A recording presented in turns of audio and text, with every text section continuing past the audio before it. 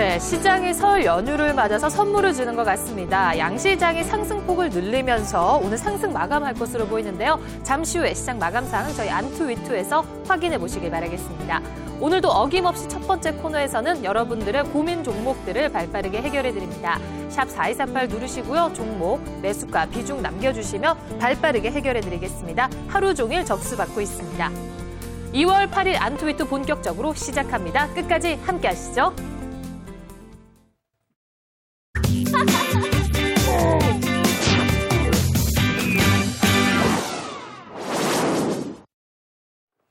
네, 안투위투 오늘도 세 분의 전문가와 함께합니다. 오늘은요, 황민혁, 이경락, 박수범 전문가 나오셨습니다. 어서 오세요. 네, 안녕하십니까. 네, 자 오늘 시장 굉장히 강한 흐름 보이고 있는데요. 또 장 막판까지 또 긴장 늦추지 않고 여러 가지 상황들 잘 체크를 해주셨으면 좋겠습니다. 자, 그럼 오늘도 먼저 첫 번째 종목 상담 시작하도록 하겠습니다. 화면으로 만나보실게요.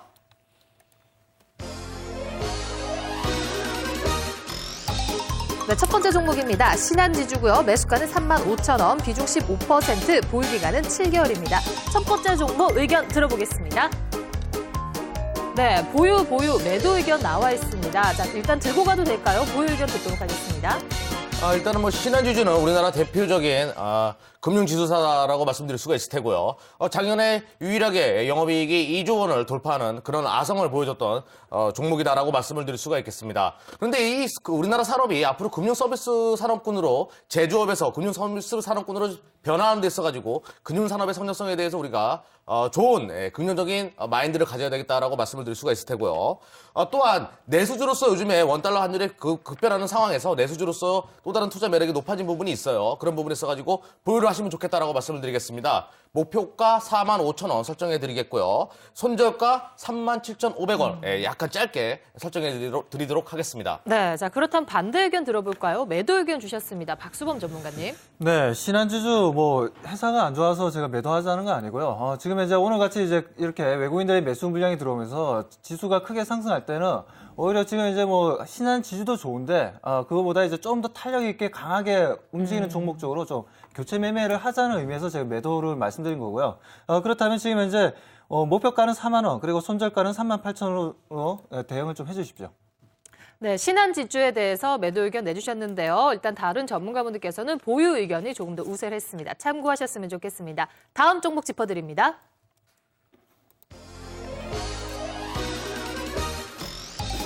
크루셜텍입니다. 매수가는 1,650원, 비중 60%, 보유 기간은 4달 되셨습니다.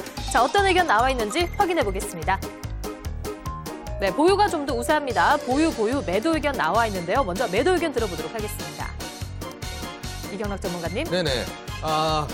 크루셜텍 같은 경우는 이에서 영위하고 있는 컬티메드와 같은 그런 옵티컬티메드와 같은 기술력에 대해서는 부정할 필요는 없겠습니다. 하지만 태블릿 PC 산업이나 스마트폰 산업에 있어가지고 너무나 요즘에 부품사들의 경쟁력이 다양해졌기 때문에 그런 부분에 대한 우려감이 조금 있다라고 말씀드릴 수 있을 테고요. 그리고 지금 포트 비율이 너무 많습니다. 60%면 너무 많은 양을 차지하기 때문에 목표가 10,000원 선 설정해드리도록 하겠습니다. 10,000원 정도 오게 되면 절반은 매도 취하시고 한 30% 정도는 유지하시면서 가져가는 것이 맞겠다라고 말씀을 드리겠습니다. 자, 그렇다면 일단은 매도이긴 하지만 물량을 좀 축소하자 이렇게 보시는 거 같네요. 그렇죠. 물량 축소 관점의 매도다라고 말씀을 드리겠습니다. 네, 자 이분께서 손실폭이 꽤 크신 것 같은데요. 일단 긍정적인 평가가 더 많은 것 같거든요. 들어보도록 하겠습니다. 황민혁 전문가님 계속 들고 가도 될까요? 네, 크루셜텍 지금 현재 흐름 최근에 이제 낙폭이 좀 크다가 최근 들어서 반등이 나오고 있는데요. 크루셜텍 같은 경우에는 애플과 관련해서 주가가 좀 문제가 좀 있었습니다. 시장에서 악재가 좀 터졌었고 하지만 애플에 대한 성장성을 본다면 이번에 이제 아이폰 6에 지문인식 센서를 도입한다는 그런 얘기와 함께 크루셜텍이 이제 주가가 좀 상승하는 그런 모습이 나타났었는데 이제 애플 같은 경우에 이제 이번에 지문인식 센서를 도입을 하게 된다면 항상 그 시장을 선도하는 기업이기 때문에 다른 업체들 역시도 삼성이나 그런 스마트폰을 만드는 업체들 역시도 지금 지문인식 센서를 도입할 가능성이 높다. 그런 측면에서 본다면 크루셜텍 같은 경우 이제부터 성장성이 부각이 되는 그런 자리이기 때문에 현재 구간에서는 보유 관점으로 일단 말씀을 드리도록 하겠습니다. 그리고 이제 목표가 같은 경우에 1,500원. 단기적인 목표가를 말씀드리도록 하겠고요. 그리고 손절 라인 같은 경우에는 한 8,540원 정도로 말씀을 드리도록 하겠습니다. 네, 자 일단 지금 구간에서는 들고 가자라는 의견이 우세한 것 같습니다. 참고하셨으면 좋겠습니다. 다음 종목 짚어드립니다.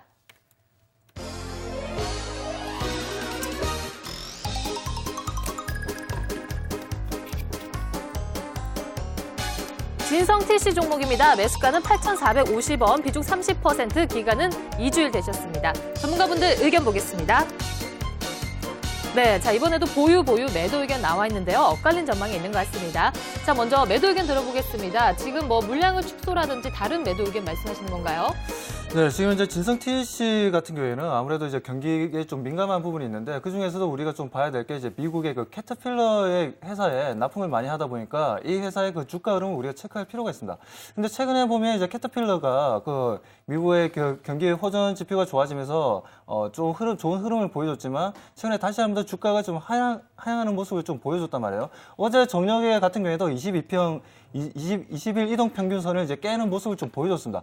그렇기 때문에 지금 현재 캐터필러의 주가 흐름이 좋지 못한 건 우리가 또 모르는 어떤 악재가 있지 않나라는 생각이 들어서 우선은 보수적인 관점에서 진성 TC에 대해서는 좀 바라보자라고 말씀드리고 싶고 목표가는 우선 8,500원 그리고 손절가는 8,000원 좀 말씀드리겠습니다. 네, 자 그렇다면 보유 의견 들어보도록 하겠습니다. 이경락 전문가님. 예, 당사의 진성 TC의 주가가 빠진 주요한 이유는 두산인프라코어에 대한 우려감이 주가에 반영되어졌다라고 말씀드릴 수 있을 테고요.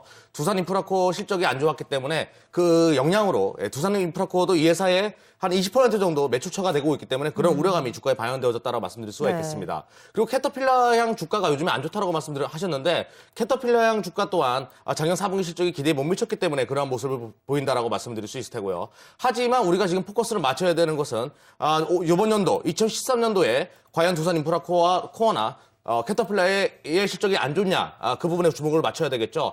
캐터필러는 분명히 미국 시장의 주택 지표가 개선되고 있기 때문에 호전될 것이라 보고 있고요. 또 중국 시장에서 캐터필러와 두산인프라코어 도시화의 정책의 최대 수혜주가 될 수 있을 것이라 보고 있습니다. 당연히 진성 TC는 보유하셔야 된다라고 말씀드리겠고요. 목표가 13,000원 설정해드리도록 하겠습니다. 이미 시장에 나와 있는 뉴스는 더 이상 뉴스가 되지 않는다는 것을 강조드리겠습니다. 네, 진성 TC에 대해서는 보유 의견이 좀 더 우세했습니다. 바로 다음 종목 짚어드립니다.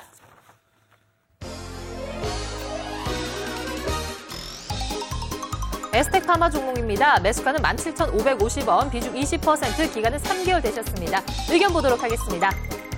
네, 자 이번에는 모두 보유 의견을 내주셨는데요. 긍정적으로 평가를 하시는 것 같습니다. 황민혁 전문가 의견 들어보도록 하겠습니다. 네, 에스텍파마 최근에 주가 낙폭은 시장이 떨어졌기 때문에 대부분의 주가가 지금 거의 대부분의 종목들이 떨어졌다고 이제 보고 있고요. 에스텍파마 같은 경우에는 4분기 우리 이제 지금 현재 시장에서 가장 화두가 되고 있는 건 2012년도 4분기에 대한 실적 부분일 거예요. 에스텍파마 같은 경우에는 4분기에 대한 실적 기대감이 좀 커지고 있는 그런 기업 중에 하나인데요.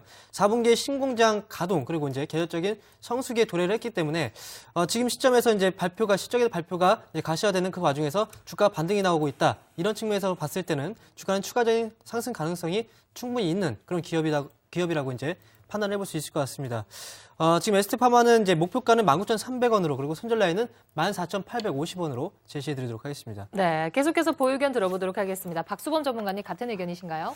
네, 저도 이제 같은 의견인데 에스텍파마에 대해서는 우리가 환율적인 부분을 좀 볼 필요가 있다고 생각하고 있습니다. 지금 현재 환율이 다시 한번 이제 달러가 지금 강세 흐름을 좀 보여주고 있는 부분에 있어서 다시 한번 최근에 이제 주가가 빠졌던 이유는 달러의 약세 흐름에 따른 이제 수출 물량에 따른 좀 리스크가 좀 있었던 환율 리스크가 좀 있었던 부분들 때문에 지금 현재 에스텍파마가 좀 내려왔었는데 이러한 부분들은 다시 한번 더 이제 전 고점 부분이 목표가는 2만 원까지 보시고 그리고 손절 가격은 15,000원으로 대응을 좀 해주시기 바랍니다. 네, 에스텍파마 종목에 대해서는 모두 보유 의견을 내주셨습니다. 다음 종목 짚어드립니다.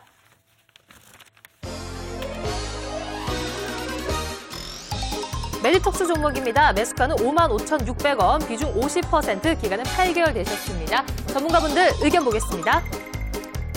네, 메디톡스 종목에 대해서도 모두 보유 의견을 주셨는데요. 이경락 전문가님 의견 들어보도록 네, 하겠습니다. 요즘에 가장 화두가 되는 것이 안티에이징에 관련된 얘기인데요. 메디톡스 아름다움을 주기 위한 그런 하나의 바이오 섹터로서 투자 매력이 굉장히 높은 구간에 있다고 말씀드릴 수 있겠습니다. 이 분위기가 과연 보톡스라고 우리가 많이 표현하는데 이런 문화가 우리나라만 국한된 것이 아니라 신흥국으로 넘어가고 있는 분위기, 굉장히 이 회사에게는 긍정적인 투자 매력이 높은 구간이 아닌가 생각을 해봅니다. 목표가는 10만 원까지도 충분히 갈 수 있는 종목이라고 생각을 하겠고요. 손절가는 8만 원 정도, 제가 지금 차트를 8만 원 정도 설정해드리도록 하겠습니다. 네, 알겠습니다. 계속해서 보유 의견 들어보도록 하겠습니다. 자, 메디톡스 10만 원까지도 갈 수 있다 이렇게 보시는데요. 황민혁 전문가님 어떻게 보시나요?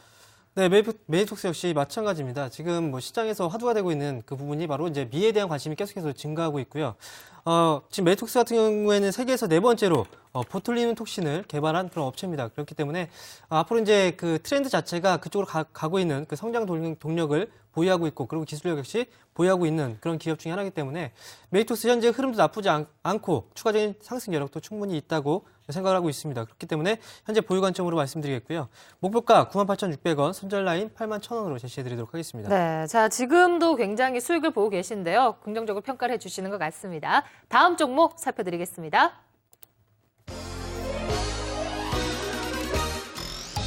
네, 다음 종목은 포스코입니다. 매수가는 41만 원, 비중 35%, 보유 기간은 1년 5개월 되셨습니다. 의견 보도록 하겠습니다. 네, 자 매수 의견 나와 있고요. 보유 의견 나와 있습니다. 대형주이고 이분께서는 굉장히 장기적으로 보유를 하고 계시는데요. 긍정적인 평가가 이어지고 있습니다. 자, 다른 분들께서 추가 매수 괜찮을까요? 네, 지금 이제 포스코 같은 경우에는 우리가 또 지금 이제 시장에서는 좀 관심 있게 좀 봐야 된다고 보고 있고요. 지금처럼 이제 지수가 지금 상승하는 흐름에 있어서는 지금 이제 오늘 같이 이제 자동차가 흐름이 좋지만 이러한 부분들 섹터에 이제 다시 순환 매매는 이루어질 것으로 보고 있고요. 최근에 철강 쪽 제품들의 원자재 가격이 계속 상승을 하고 있습니다. 그렇다면 이러한 지수가 상승하면서 자동차 섹터가 지금 오늘같이 움직이고 있지만 우리가 철강 쪽으로도 좀 우리가 포커스를 맞춰서 좀 보자고 말씀드리고 싶고, 그래서 지금 현재 구간에서는 오히려 포스코는 매수 구간이라고 좀 보고 있고요. 거기에 따른 지금 목표가는 40만 원, 그리고 손절가는 34만 원 제시해드리겠습니다. 네, 자 계속해서 보유 의견 들어보도록 하겠습니다. 이경락 전문가님. 네, 포스코란 철강 산업은 원래는 원달러 환율 하락 최대 수혜주로 꼽혔던 섹터이기도 한데, 대신에 이제 전제가 깔리죠. 엔화가 떨어지지 말아야 되는 그런 전제 하에는 원달러 환율 하락 최대 수혜주로 시장에 부각되는 그런 섹터이기 때문에 긍정적이다라고 말씀을 드릴 수가 있을 테고요. 또한 포스코가 중국 시장뿐만 아니라 인도 시장, 그러니까 인도 시장에서 그 점유율을 넓혀가고 있는 부분들, 그러니까 그 브라질과 같은 또 인구가 많은 그런 신흥국에서 성장하고 있는 부분들, 포커스를 잘 맞추면 워렌 버핏이 왜 포스코에 투자를 했는지에 대해서 아시게 됩니다. 그런 부분 일단은 포스코는 계속 보유하시는 것이 맞겠다라고 말씀드리겠습니다. 50만 원까지 충분히 갈 수 있는 종목이다. 목표가 50만 원 설정해드리도록 하겠습니다. 네, 자 일단 50만 원 정도까지 보신다면 이분께서는 수익을 보신다 이렇게 보면 될 것 같거든요. 포스코 종목까지 발빠르게 살펴드렸습니다. 자, 오랜만에 양시장이 빨간불을 켜면서 마감될 것으로 보입니다. 설 연휴를 앞두고 관망세가 어느 정도 짙어지면서 장 초반에는 오히려 등락을 거듭했는데요. 자, 현재 시장에서는 코스피 시장, 코스닥 시장 모두 빨간불을 켜고 있습니다. 자, 코스피 시장이 어느 정도 상승폭을 확대해 나가면서 장중에 1% 넘게도 급등을 하기도 했었는데요. 현재 구간에서는 0.91% 상승하면서 1949포인트, 코스닥 시장은 0.44% 상승하면서 오늘 503포인트에 마감될 것으로 보입니다. 자, 일단은 외국인들과 기관의 쌍끌이 매수세가 들어오면서 코스피 시장 특히 탄력을 받는 모습인데요. 외국인과 기관들 오늘 코스피 시장 각각 474억 원, 또 616억 원 매수 우위를 보이고 있고, 오늘 개인들의 매도 물량이 조금 큽니다. 오늘 1,200억 원 넘게 팔아치우고 있습니다.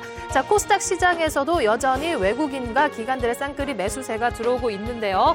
자, 오늘 시장 기분 좋게 마감될 것으로 보입니다. 마감 카운트다운 들어갑니다.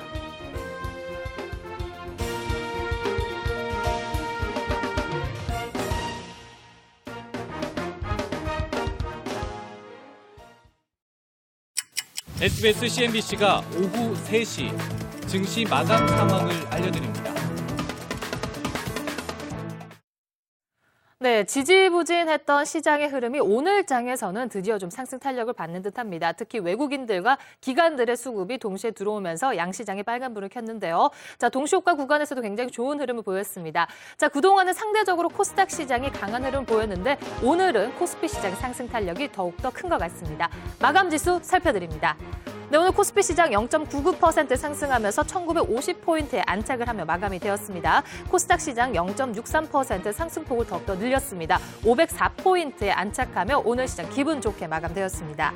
자, 수급 부분에 있어서 오늘 개인만이 1,200억 원 넘게 또 코스피 시장을 팔아치웠지만 외국인들이 오늘 474억 원, 기관 쪽에서 616억 원 가까이 오늘 매수 우위가 들어와 있는데요. 또 잠시 후에 수급 동향 꼼꼼히 잘 살펴드리도록 하겠습니다.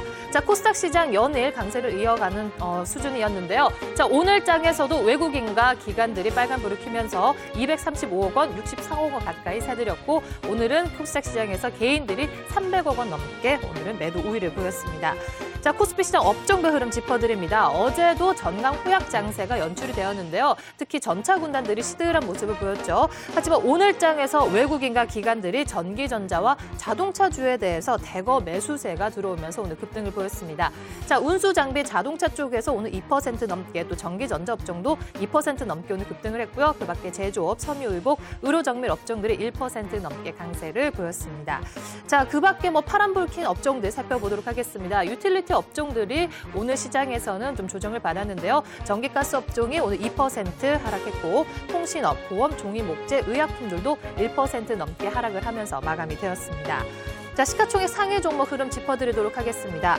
삼성전자가 5거래일 만에 반등에 성공을 했습니다. 주가 오늘 거의 3% 가까이 상승하면서 146만 2천 원에 마감이 되었습니다.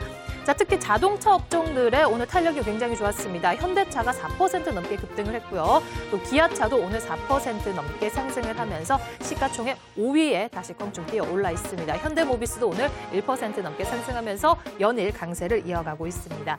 자, 그 밖에 시가총액 상위 종목들의 흐름들도 대부분 빨간불을 켜면서 마감이 되었고요. 경기 방어주 위주로는 오늘 파란불을 켰습니다. 자, 코스닥 시장의 흐름도 좋은 것 같습니다. 자, 상대적으로 강한 흐름을 보였는데요. 오늘 장에서 셀트론이 2% 넘게 상승을 했고, CJ 오쇼핑과 파라다이스는 오늘 약보 합세 마감이 되었습니다. 그 밖에 CJ E&M과 GS 홈쇼핑도 오늘 빨간불을 켜면서 마감되었습니다. 자, 시장 마감 상황 또 꼼꼼히 짚어드렸는데요. 전문가분들과 얘기 나눠보도록 하겠습니다. 자, 장 초반에는 역시나 좀 지지부진한 흐름이 이어가지 않을까 이렇게 생각을 했는데, 오히려 또 외국인들과 기관들 쪽에서의 매수가 또 확연히 들어오는 모습인데요. 자, 일단은 코스피 시장 수급 동향 꼼꼼히 짚어주시죠. 네, 오늘 코스피 시장 전반적으로 이제 강세 분위기로 마감이 돼서 기분이 일단 좋습니다. 네. 사실 이제 초반에 외국인들이 요즘 들어서 이제 장 초반에 매수 들어오다가 장 뒤로 갈수록 이제 갑자기 매도로 빼는 경우가 많았었는데, 오늘 같은 경우에 끝까지 이제 매수 자금 그대로 유지를 해줘서 지금 전반적으로 시장에서 시가총액 상위 종목군들이 강한 상승률이 나왔습니다.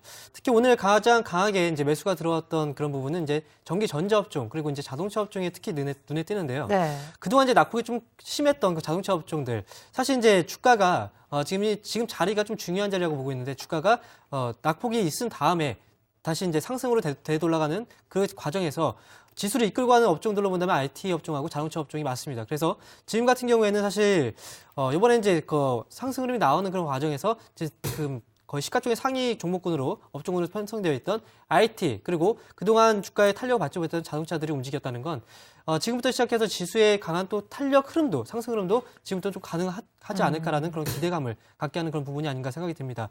그리고 한 가지 더 말씀을 드리면, 이제 외국인들이 이제 최근 들어서 계속 매도 흐름 나오다가 2, 3일 정도 매수 자금이 조금씩 유입됐어요.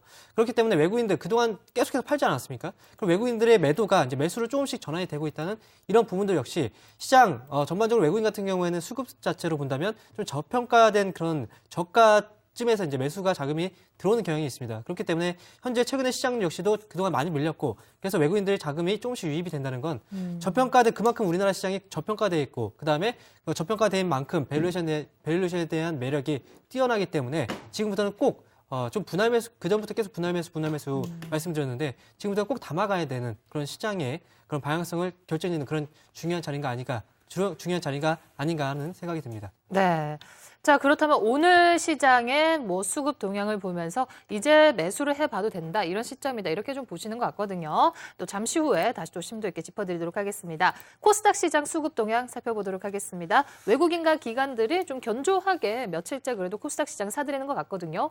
네, 코스닥 시장 계속해서 똑같은 움직임입니다. 관련주, M&A 이슈, 그리고 이제 몇몇 이제 또 사회적으로 좀 이슈가 되는 부분들인데, 지금 현재 보면 이제 유신이라는 회사가 지금 또 태국의 그 12조 그 물 관리 관련된 사업 수처리 회사다 보니까 좀 오늘 같은 날 이제 또 상한가를 들어갔고요. 그리고 이제 그동안 좀 과대 낙폭에 껐던 후너스가 또 오늘 또 좋은 흐름을 보여주고, 그리고 제가 TV 방송에서 계속해서 누차 말씀드렸던 빅솔론이 드디어 상한가 근처까지 좀 올라갔습니다. 예. 이러한 부분들은 이제 빅솔론 같은 회사들 같은 경우에는 제가 굉장히 강하게 좀 말씀을 좀 드렸었는데, TV 나올 때마다. 빅솔론은 지금 이제 우리가 좀 봐야 될 게 스마트폰이나 인프라는 이제 구축이 되어 있다는 거죠. 그런 구축이 되어 있는 부분에 있어서 그걸 이용해서 사업을 매출과 이제 연간 지음에서 계속해서 꾸준하게 이제 이제 네. 상승할 수 있는 종목들을 좀 보자는 부분들이고요. 네.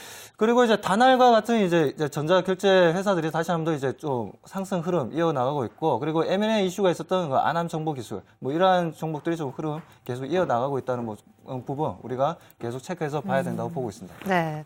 일단은 코스피와 코스닥 시장에서 외국인들이 사들이는 모습이 어느 정도 악화됐던 부분이 좀 진정 국면에 들어간 것이 아닌가 긍정적으로 평가가 되는 것 같습니다.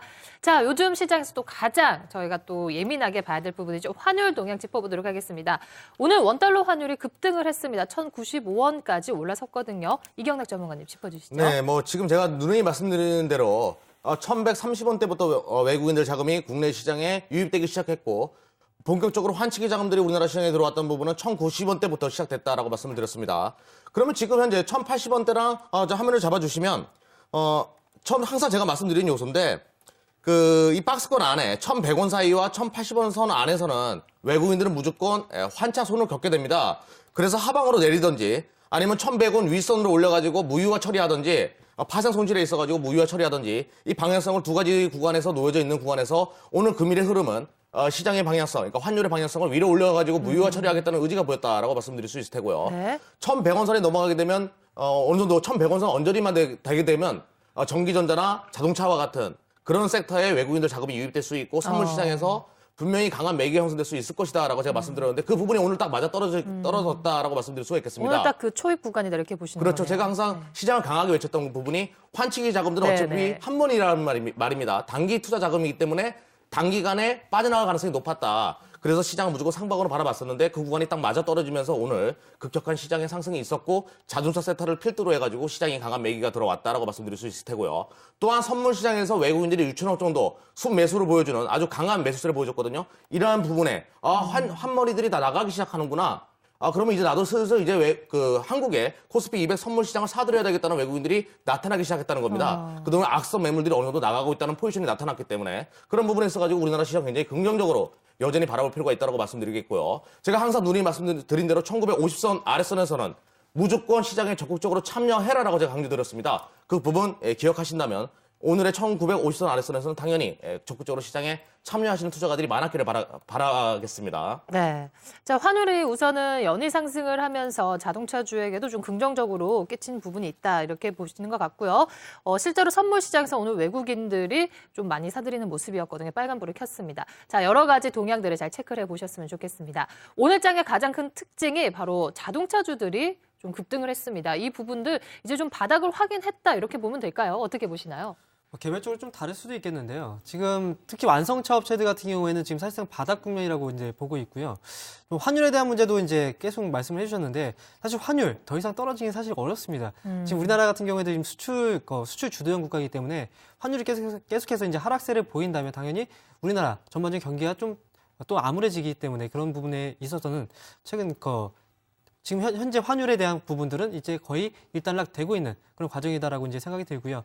특히 이제 현대차나 기아차 지금 글로벌 마켓시어가 잃을까봐 그런 우려감들이 있는데, 사실 이제 그런 부분들은 너무 이제 큰 우려감이고요. 과거에 이제 도요타 사태가 나왔을 때 그때 대규모 리코 사태가 나타났었는데 그럴 때하고 지금 사실 다릅니다.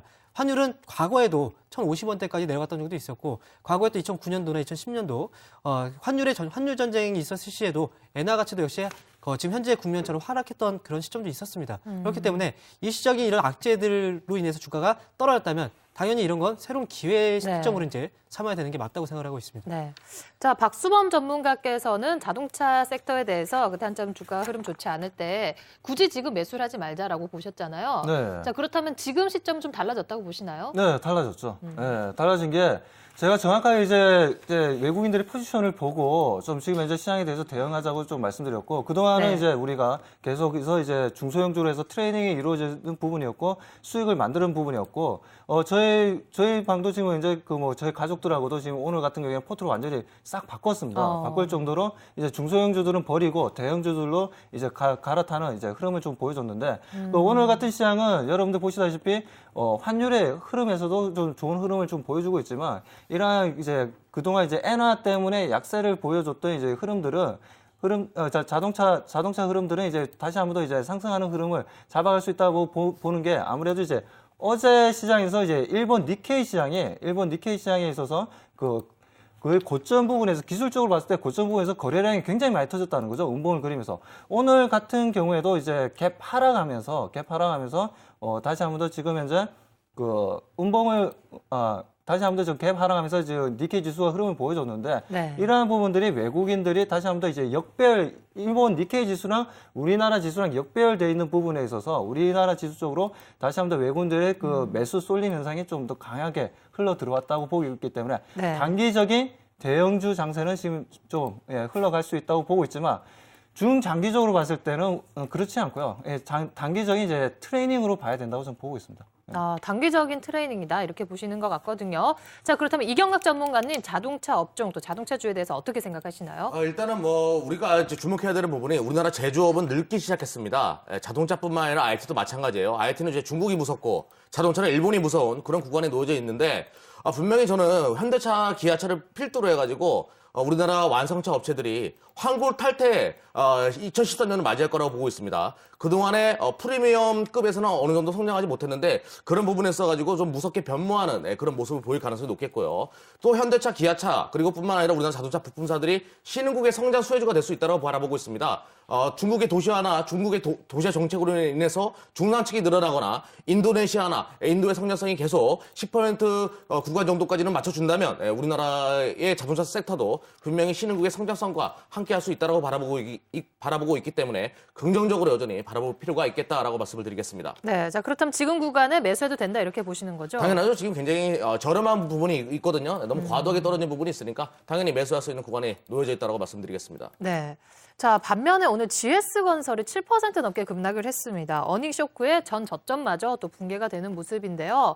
자, 뭐 건설 업종에 대해서는 역시나 좀 부정적으로 보는 분들이 많으신 것 같아요. 여러 가지 뭐 새 정부 정책 기대감이라든지 이러한 부분들이 좀 반영이 되다가도 실제로 뭐 실적이라든지 아직까지는 굉장히 위험한 부분이 많은 것 같습니다. 어떻게 보시나요? 사실 이제 건설주들 같은 경우에는 강력한 모멘텀으로 우리가 그걸 바라보는 건 아니고요. 네. 이제 장기적인 투자 관점으로 접근하신다면 충분히 가격적으로 본다면 메리트가 있습니다. 지금 거의 역사적인 저점 부분까지 이제 왔는데 지금 GS건설은 이제 뭐 4분기에 대한 실적, 뭐 어닝 쇼크 때문에 주가가 좀 많이 밀렸습니다. 그렇지만 전반적인 이제 그 큰 흐름을 본다면 사실 이제 4분기라고 한다면 2012년도 4분기입니다. 즉 이제 현재는 13년도고요.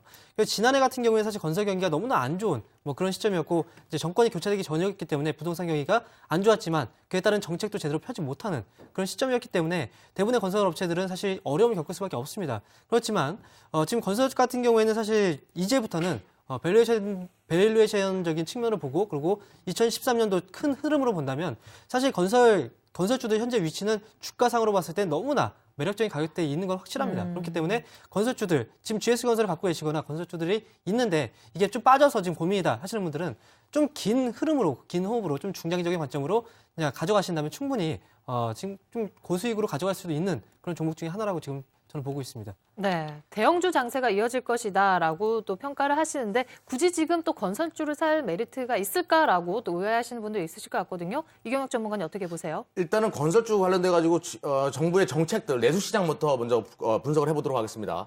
정부의 정책들이 우리나라 건설 산업을 살릴 수 있다라고 생각하시는 분들이 계시는데 저는 그렇지 않다라고 생각합니다. 네. 왜 그러냐면 우리나라 부동산 거품 여전히 비싸다고 저는 생각을 하고 있거든요. 왜 그러냐면 OECD 국가 중에서 GDP 수준 대비해가지고 집값이 가장 국가 1위가 여전히 대한민국입니다.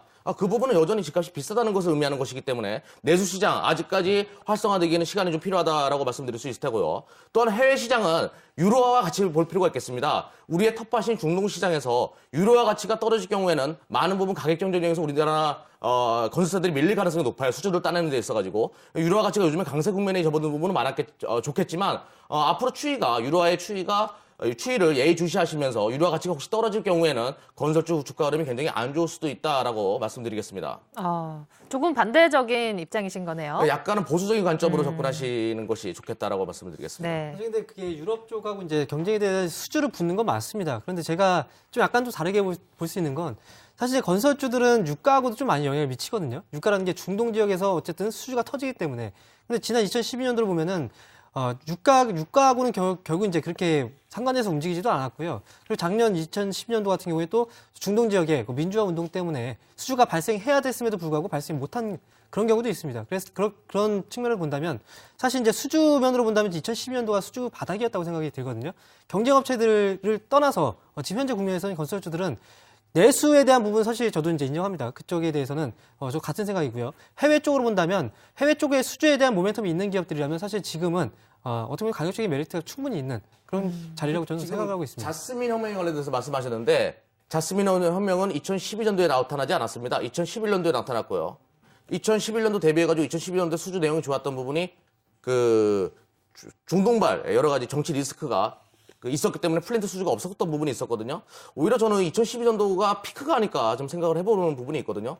저는 뭐 단기적인 투자 매력은 있겠지만 중장기적으로 건설주가 우리나라 시장을 부양할 수 있다라고 생각하는 부분은 너무나 크지 않나라고 생각을 해봅니다. 우리나라 시장은 아니고 우리나라 내수에 대한 부분 제가 말씀드렸고요. 우리나라 부동산 시장은 사실 바로 더 회복되기 힘들고요. 그리고 제가 이제 지금 제가 이제 중동 지역의 민주화 혁명에 대해서 이제 말씀드렸었는데 2011년도에 발생했어도 영향을 계속 2012년도까지 계속 영향을 미쳤습니다. 그래서 그때 중동 지역에서 채취를 못했던 그 석유는 계속 채취를 못했고요. 그래서 결국은 이제 수주가 많이 발생이 되는 사우디 지방이나 그쪽 지방에서는 수주가 이제부터 터지기 시작했거든요. 사실 2010년도 하반기부터. 네, 그런 측면에서 본다면 사실 지금 현재 그 건설주들은 밸류에이션적 매력은 충분히 있다고 저는 생각을 하고 있습니다. 오펙에서 작년에 증산을 하기 시작한 게 그 유가의 가격을 안정화시키기 위해서 작년부터 증산을 했거든요. 그러면 오히려 플랜트 수주가 작년에 더 폭발적으로 늘어났어야 되는데 그런 부분에 그러니까 자스민 혁명으로 인해 가지고 유가가 폭등했던 부분을 안정화시키기 위해서 오펙에서 오히려 증산을 했었습니다. 2012년도 때 플랜트 수주가 굉장히 급격하게 증가했던 부분도 그런 부분에 기저효과에 의해서 늘어났던 부분이 있다라고 저는 생각을 하고 있고요. 그 기저효과에 의한 부분이 2012년도에 반영되어 있고, 그리고 주가 흐름이 상반기는 좋지 않았습니까? 건설주들이. 근데 그 부분이 이제 어느 정도 안정화되면서 수주가 좀 점진적으로 줄어들기 시작하면서, 그리고 원달러 환율은 떨어지고 유로화는 약세로 바뀌면서 오히려 유럽의 건설 회사들에게 많은 부분 수주를 뺏기는 현상이 작년에 말부터 나타나기 시작했어요. 그 부분이 2013년도까지 넘어오게 되면 여전히 실적이 계속 주가의 발목을 잡지 않을까 우려되는 부분이 있다는 말이죠. 실적에 대한 부분은 지금 거의 이제 반영이 됐다고 생각을 하거든요. 사실 요번은 지금까지 이 정도의 주가 위치면 사실 너무나도 많이 떨어졌어요. 그리고 이제 제가 말씀드리고 싶은 건 유가 오펙에서 이제 증산을 했다 그런 측면이 아니라 전쟁이 났기 때문에 그 전쟁이 나는 가운데서 인프라를 구축하기는 어렵다는 거죠. 그리고 전쟁이 난 가운데서 유가를 채취하기 어렵다는 이 말씀 거죠. 마지막 드릴게요. 그 자스민 혁명은 2011년도 상반기에 나섰습니다. 그리고 2012년도는 1년 내내 아무 일도 없었고요. 예. 2012년도에 1년에는 아무것도 없었다는 예, 얘기하는 그 게 자스민 혁명 이후에 오히려 증산을 많이 했다는 얘기죠. 오펙에서. 플랜트 수주를 더 많이 줬고. 예. 지금 전쟁에 대해서 중동 지역 전쟁에 대해서 얘기가 나왔던 게 2012년 이스라엘 그 얘기 말고 자스민 혁명에 관련된 얘기요. 그거하고 넘어간 게 2012년도까지 넘어갔던 게 전쟁 부분도 같이 팔레스타인과 이스라엘 네. 얘기가 쓰는 건가요? 네, 지금? 그쪽도 같이 그 부분은 그 수주에 어떤 영향도 주지 않았습니다. 솔직하게 말씀드려서 그 부분이 뭐 유가를 폭등시키거나 그런 요소는 되지 않았다고요. 네. 제가 유가를 말씀드린 폭등시키거나 그런 게 아니라 제가 말씀드리고 싶은 건 전반적인 수주에 대한 부분, 수주에 대한 부분. 알겠습니다. 네. 뭐 알아서 알겠습니다. 그러고 정리하시나요? 자, 일단은 건설주 자체에 대해서는 의견들이 너무나도 많고요. 가장 골칫거리도 대통령께서도 가장 예민한 부분이고 가장 많이 신경을 쓰는 부분이 바로 뭐 부동산 경기라든지 이런 부분인데 거기에 관련해서 지금 주가 자체가 우선은 지금 굉장히 좋지 않은 흐름을 보이고 있습니다. 그렇기 때문에 지금 시점에서 뭐 접근을 하신다든지 혹은 지금 보유하고 계신 분들께서는 굉장히 많이 또 공부를 하시고 좀 참고를 하셔야 될 부분인 것 같습니다. 자, 정답이 없기 때문에 일단 오늘 또 가열차게 의견 내주신 부분들 여러 가지 장단점을 잘 파악하셨으면 좋겠습니다. 자, 일단 금요일장 굉장히 기분 좋게 마감이 되었습니다. 설 연휴가 끝나고 다음 주 증시에서는 또 여러 가지 이벤트들이 있죠. 금통위도 있고요. 또 옵션 만기일도 있는데 다음 주 시장 전망 또 우리 전문가분들께서는 어떻게 해주셨는지 화면으로 만나보시겠습니다.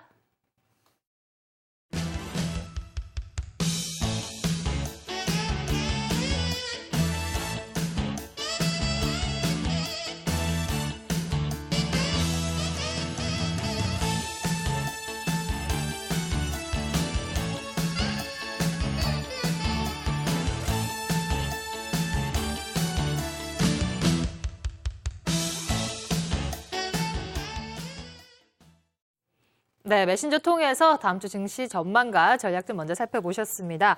자, 박수범 전문가님, 또 회원분들과 함께 포트폴리오를 대형주로 지금 바꿨다 이렇게 또 언급을 해주셨잖아요. 자, 그렇다면은 또 한 주 평처럼 경기 민감주에 다시 관심을 둬야 된다 이렇게 보시네요. 네, 아무래도 이제 단기적인 관점이고요. 아무래도 지금 다음 주 같은 경우에는 설이 지나고 난 다음에는 이제 옵션 만기일과 이제 기준금리 결정을 하지 않습니까? 네. 그 중에 가장 중요한 옵션 만기일은 그렇게 중요한 부분은 아니고 그 부분에 대해서 여러분들은 너무 위험하게 불안하게 생각하실 필요는 전혀 없고요. 우선은 이제 기준금리를 이번에 인하를 하냐 안 하냐가 가장 중요한 문제인데 오히려 기준금리 인하 전에 지금 같이 이렇게 흐름을 보여주면서 계속해서 이제 그 옵션 만기 날 전까지 계속 주가가 움직이는 상승하는 움직임이 계속해서 연출이 된다면 지금 이제 상황에서는 오히려 옵션 만기일 날 오히려 차익 실현하는 아주 좋은 찬스의 부분이 만들어질 수 있다고 저는 보고 있거든요. 그래서 이거는 단기 트레이닝 부분이에요. 제가 말씀드린 부분은. 그래서 지금 현재 저희도 이제 저희 가족도 일하고 오늘 들어간 게 이제 대형주 섹터들로 이제 들어가자고 좀 말씀을 드렸고, 그러한 부분에 있어서 이제 계속해서 이러한 상승 흐름은 당분간 이제 2,000포인트까지는 무난하게 큰 상승을 보여줄 것으로 보고 있고요. 그렇다면 이러한 부분에 있어서 오히려 옵션 만기일 전까지는 대형주 충분히 들어갈 수 있고, 오히려 옵션 만기일 날은 우리가 기준금리가 인하가 결정된다면 오히려 따라가는 게 아니라 아무래도 인하되면 아무래도 순간적으로 이제 매수 물량이 들어오면서 이제 크게 좀 상승할 겁니다. 그럴 때 오히려 단기 차익 실현하고 자르고 나오자는 거죠. 예. 금리 인하 쪽에 좀 무게를 두시는 것 같네요. 네, 그렇습니다. 이제 금리 인하 부분이랑 그리고 이제 일본 니케이 지수 또한 이제 단기적으로 고점을 찍었기 때문에 그리고 일본의 엔화 약세 부분은 어차피 지금 현재 약간의 조정 부분에 들어가는 거지 이러한 부분이 추세적으로 다시 한 번 더 이제 엔화가 강세를 보여준다고 생각하고 있지는 않습니다. 네. 그렇기 때문에 이제 단기 이렇게 엔화가 이제 조정을 보여줄 때 우리 지수가 움직여줄 수 있다는 거죠. 이럴 때는 우리가 잠깐 단기적으로 우리가 그 대형주를 타서 수익을 좀 극대화시킬 방법을 좀 잘 이용하자는 네. 부분입니다. 그럼 대형주이고 짧은 기간이기 때문에 또 수익 자체도 크게 보지는 않으시는 거네요. 네, 그렇죠? 수익 자도 그렇게 크게 보지는 않습니다. 뭐 크게 본다면 한 10% 정도 보고 있고요. 네. 알겠습니다. 좀 작게 본다면 뭐 5%. 네, 그렇게 보고 있습니다. 알겠습니다. 자, 황민학 전문가님, 외국인들의 수급이 개선되었다. 일단은 어제 오늘 시장에서 보면은 그 단서가 포착이 된 것 같거든요. 다음 주 증시도 그렇다고 보시나요?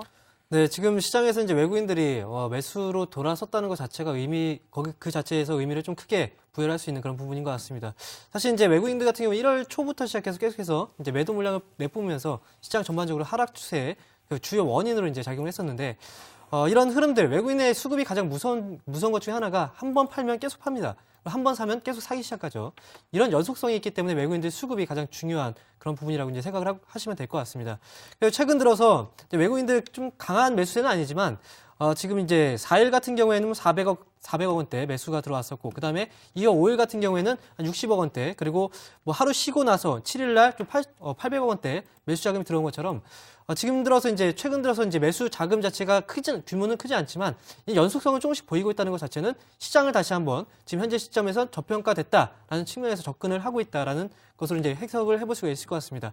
만약에 외국인들이 다음 주부터 시장에서 계속 매수로 이제 가담을 해준다면 외국인들 수급은 지금 외국인들을 따라갑니다. 거의 외국인들이 팔게 되면 갑자기 기관들도 역시 따라서 팔게 되고 외국인들이 사게 되면 기관들도 같이 사는 이런 수급의 양상을 보이고 있는데, 다음 주에 외국인들 수급이 돌아서게 된다면 당연히 기관들 수급도 역시 좋아지게 될 거고요. 이렇게 된다면 대형주뿐만 아니라 지금 현재 최근 들어서 코스피, 코스닥 시장 다 안 좋았습니다. 그렇기 때문에 양 시장 모두 빨간불이 켜는 그런 주가 되지 않을까 그렇게 생각을 하고 있습니다. 네, 자 그렇다면 이어서 이경락 전문가의 의견 들어보도록 하겠습니다. 역시나 외국인들이 환차익과 관련해서 청산을 하고 또 수급이 들어온다 이렇게 보시는 것 같거든요. 네, 일단 뭐 단기 투자 자금들 한 번이든 환차손 자금이든 환차익 자금이든 어느 정도 한 번이든 대거 출회가 유출될 것이다라고 바라보고 있고요. 그런 부분에 있어가지고 시장은 긍정적이다라고 말씀드릴 수 있겠습니다. 그리고 대형주 섹터 말씀들을 많이 하시는데 대형주에서도 업종별로 시장을 이끄는 섹터가 새로 부각이 될 겁니다. 흔히 말해서 시장을 이끄는 주도 섹터가 나타나기 시작할 텐데 뭐 기존에 차화정이나 이런 시리즈가 있었던 것처럼 그런 수급이 뭐 전차군다 뭐 이런 것들처럼 이런 시리즈가 이어질 가능성이 높습니다. 예, 그래서 우리가 지금 생각해야 되는 부분은 시장을 이끄는 주도 섹터가 나타날 것이고 시장은 지금까지 보지 못했던 이례적인 상승물을 보여줄 가능성이 높습니다. 그래서 대형주 섹터에서 주도 섹터만 잘 잡아놓으면 상반기 내내 큰 수익을 얻을 수 있는 그런 구간이 나타날 수 있는 시점이 바로 이번 주였다라고 말씀을 드리고 싶습니다. 그렇다면은 다음 주 시장은 더 상승을 이끌 것이다. 급격한 상승으로 이렇게. 이어질 수가 있습니다. 긍정적으로 무조건 바라보셔야 됩니다, 지금은. 네, 그렇다면 오늘 자금이 들어온 자동차라든지 뭐 전기 전자 업종들은 당연히 갈 것이다 보시네요. 네, 그중에서 하나 정도는 분명히 시장의 주도주가 세터가 돼야 된다고 보고 있습니다. 시장을 이끌기 위해서는 자동차 세터건, IT 중에서 IT건, 하나는 시장에 같이 어떤 시리즈물로, 수남의 시리즈물로 붙어야 되기 때문에 주도 세터의 한 바구리 안에 들어야 되기 때문에 그 중에 하나는 분명히 들어갈 것이라 보고 있습니다. 네, 자 우리 전문가들의 의견 들어봤는데요. 일단 다음 주 시장 자체에 대해서는 초긍정적으로 보신다 이렇게 정리를 하면 될까요? 다음 주 시장 좀 기대를 해보도록 하겠습니다. 자, 광고 보신 후에 신규 종목 만나보시죠.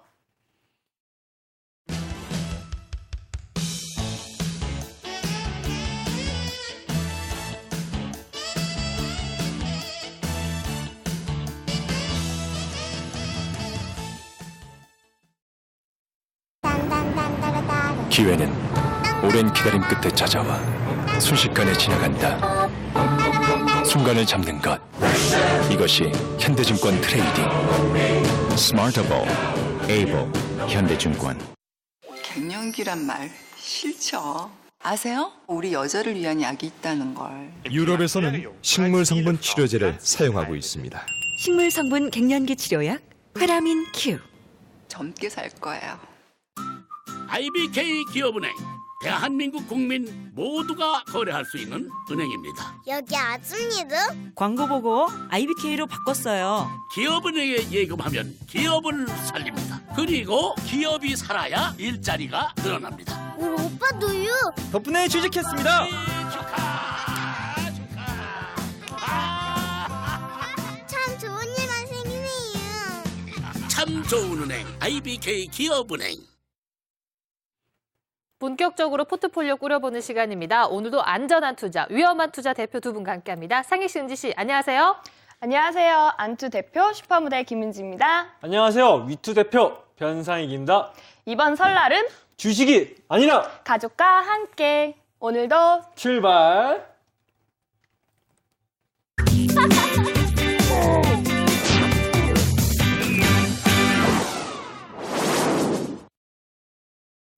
네, 오늘 세 분의 전문가께서는 어떤 기업을 제시해 주실까요? 기업과 함께 핵심 투자 포인트 화면으로 만나보실게요.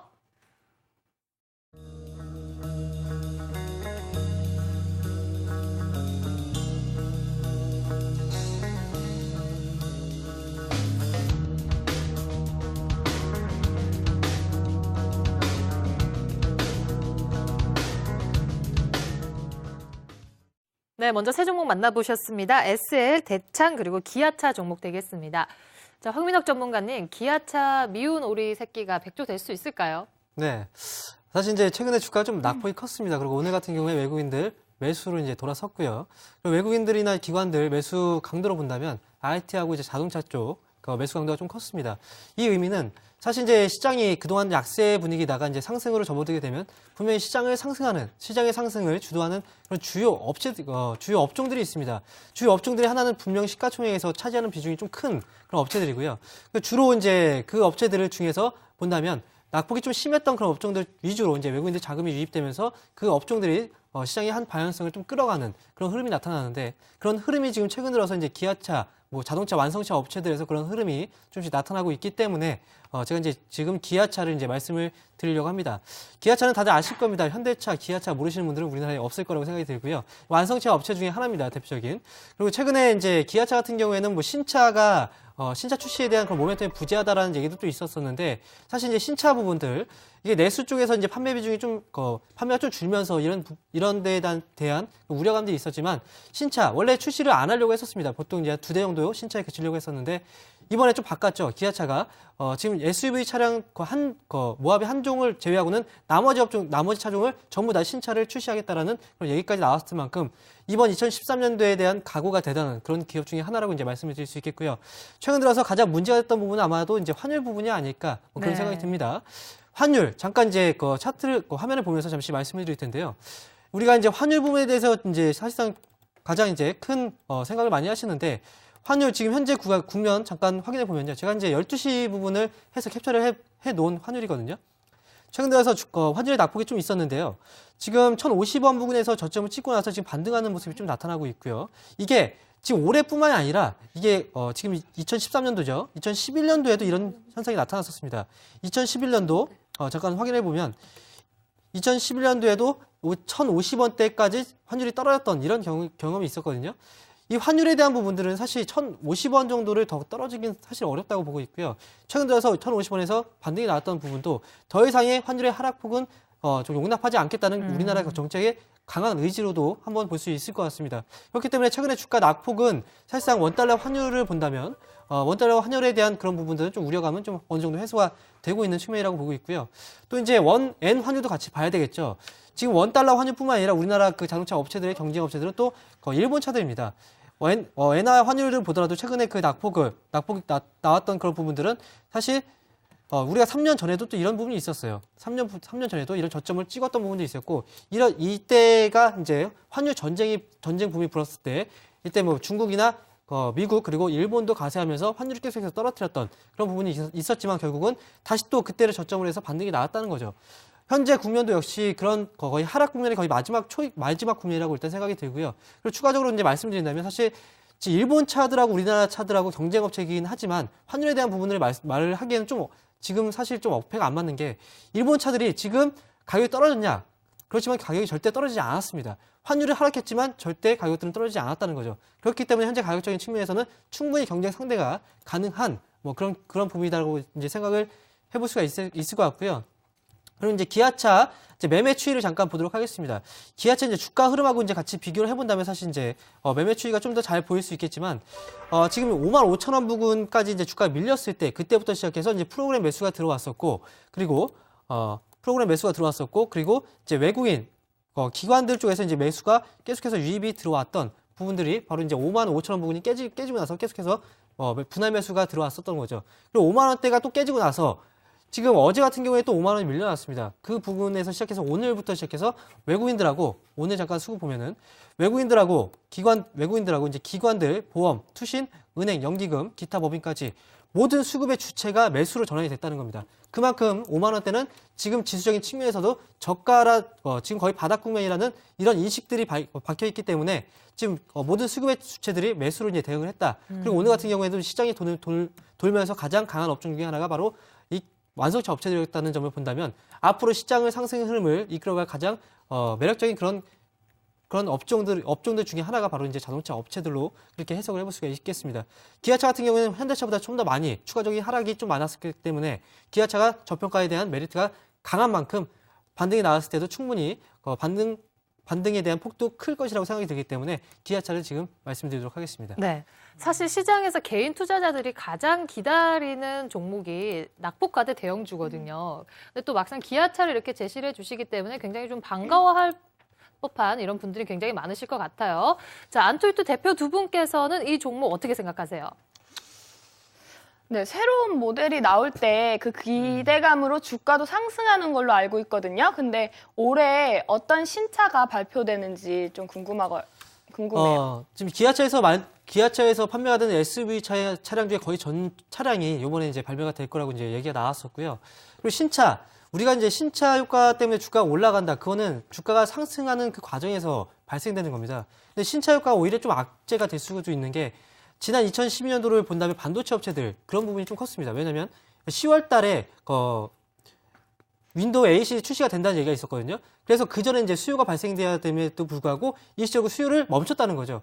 그런 부분도 본다면 기아차 같은 경우에 자동차 업체들도 신차에 대한 모멘텀은 주가가 올라가는 과정에서 이제 나타나는 건데 뭐 그런 현재 국면에서는 저평가라는 이 단어 하나만으로도 충분히 매력적인 그런 구간이라고 이제 말씀드릴 수 있겠습니다.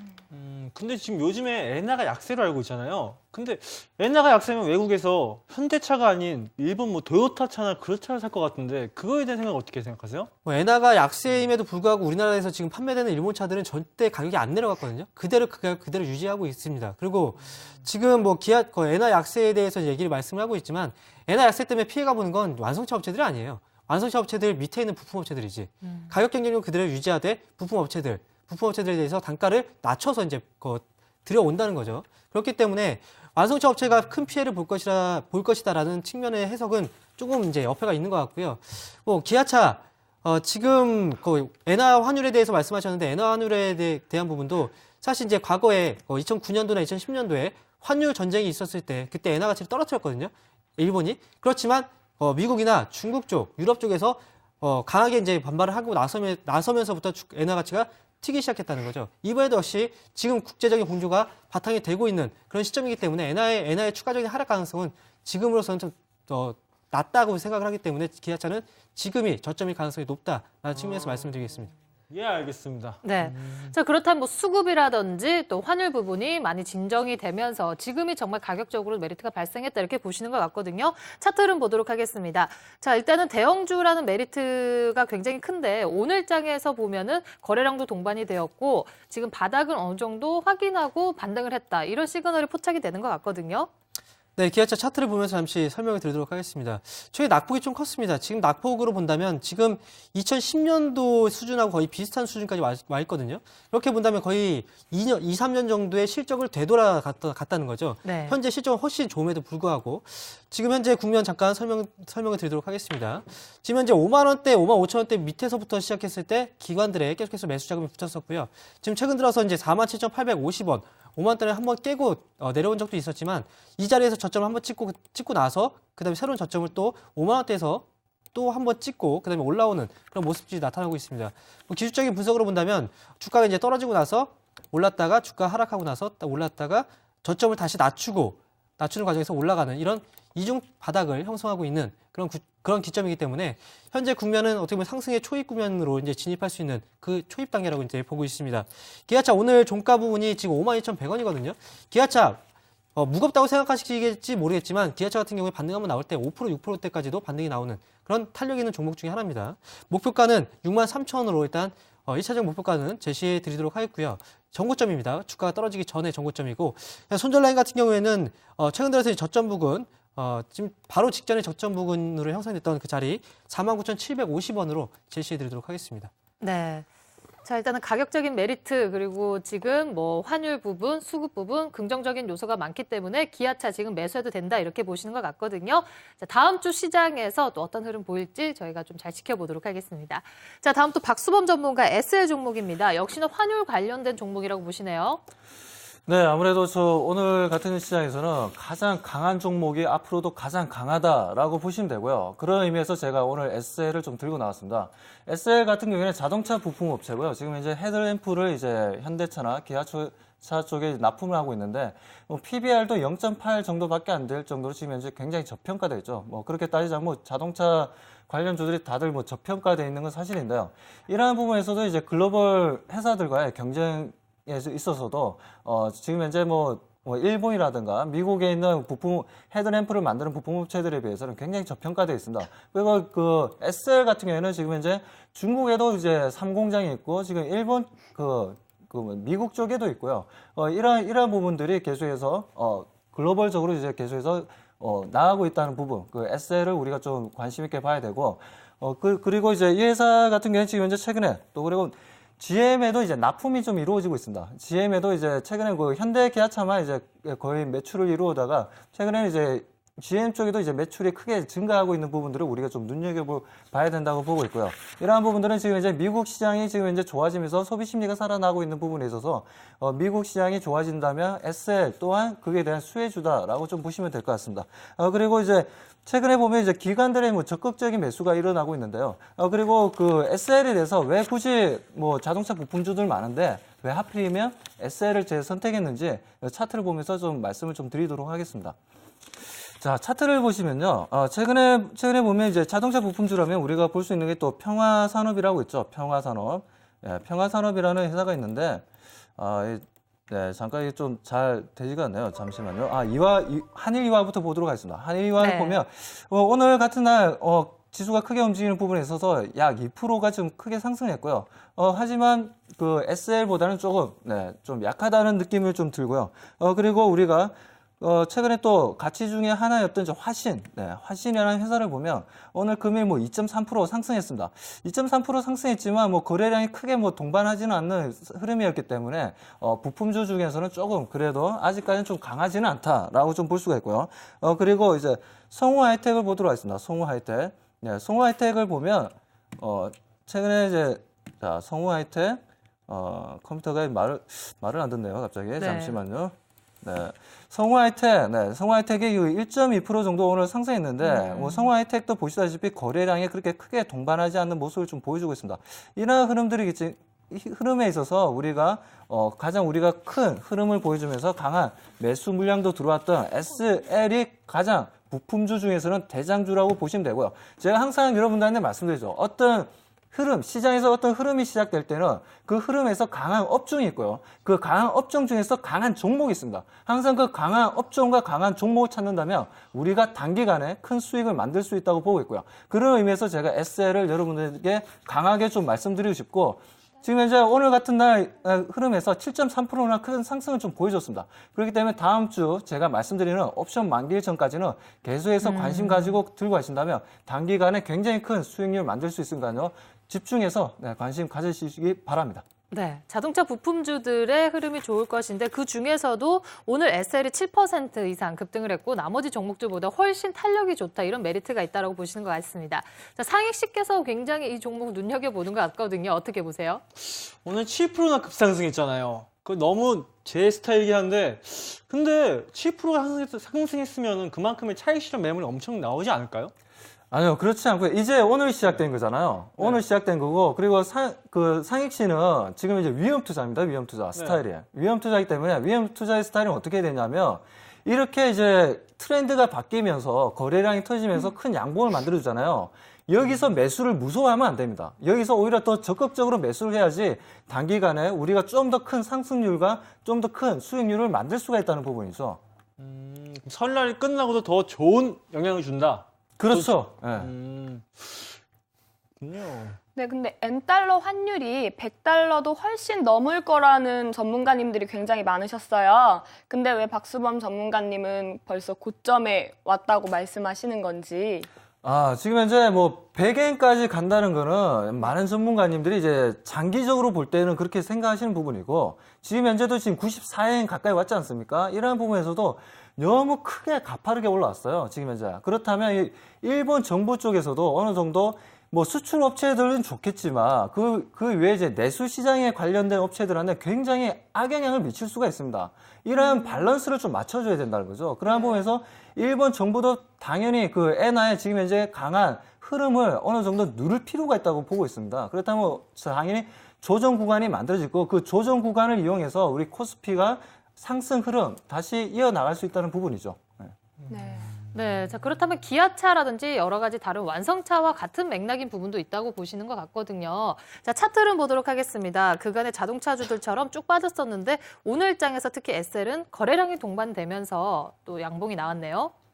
네, 그동안 좀 SL 같은 경우에는 그동안 그 11월 달 중순부터 해서 좀 상승 흐름을 좀 보여줬습니다. 지수가 상승하면서 흐름을 보여줬는데, 하지만 코스피 지수보다 좀 먼저 좀 움직이면서 좀 하락한 모습을 좀 보여줬고요. 이러한 부분에서 이제 수급적으로는 최근에 또 흐름 자체가 계속해서 형성되었던 부분, 11월 중순부터 해서 수급적으로는 그 전보다 많은 거래량이 계속해서 이제 형성되고 있다는 부분은 우리가 눈여겨봐야 되고요. 그리고 최근에 이제 양봉이 만들어질 때마다 지금 이제 수급이 만들어지고 있지 않습니까? 이러한 부분에 있어서 바닥 신호와 다시 한 번 더 큰 상승 흐름 이어나갈 수 있다고 보고 있고요. 그렇다면 기술적으로도 지금 현재는 가장 완벽한 위치라고 보고 있습니다. 그렇기 때문에 거래량 동반하고 또 양봉이 크게 형성될 때마다 수급이 크게 움직인다는 것은 이 종목은 시장이 좋으면 강하게 움직이겠다는 신호를 보여주는 부분이기 때문에 우리가 특히 이러한 종목들을 관심 있게 가지면 진짜 단기간에 너무 좋은 수익률 보여줄 수 있다고 말씀드리고 싶습니다. 네, 차트상으로는 매수 타이밍이다라는 여러 가지 시그널이 나온 것 같습니다. 자, 다음 주 시장에서 정말 이게 또 두 분께서 매수를 할지 안 할지는 모르겠지만 참 기대가 되는 종목이다라는 이런 차트적으로는 굉장히 메리트가 있어 보이네요. 자, 다음 종목 바로 살펴보겠습니다. 대창 종목인데요. 이경락 전문가님. 네, 대창은 항동봉 업체입니다. 아시아 시장 1위, 그리고 국내 시장 점유율 1위를 차지하는 회사다라고 말씀드릴 수 있을 테고요. 대창이 굉장히 스몰캡인데 시가총액이 한 1,300억 정도밖에 되지 않은 작은 회사인데 아시아 시장 항동봉 업체 1위라는 것에 많은 시청자분들이 놀라시는 분도 계실 거라고 생각이 드는데요. 그러면 항동봉은 어떤 것이냐? 자, 화면을 한번 살펴보도록 하겠습니다. 어떤 그 산업의 쌀을 철강이라 그런다 그러면 황동봉은 제조업의 쌀이다라는 그런 표현을 쓰면 되겠습니다. 예를 들어서 선박이나 그리고 전기, 전자, 자동차, 기계 이런 모든 산업의 후방업체로서 지원을 해주는 그런 구리를 전문적으로 만들어내는 회사다라고 말씀을 드릴 수 있을 테고요. 자, 당사가 이게 그러니까 구리 이런 것을 만들다 보니까 비철금속 회사다 보니까 많은 투자가들이 이런 생각을 하거든요. 대창은 그러면 성장성이 없는 것이 아닌가 하는 생각을 하시는 분들이 계시는데 대창의 수출이 50% 정도 차지합니다. 매출액에.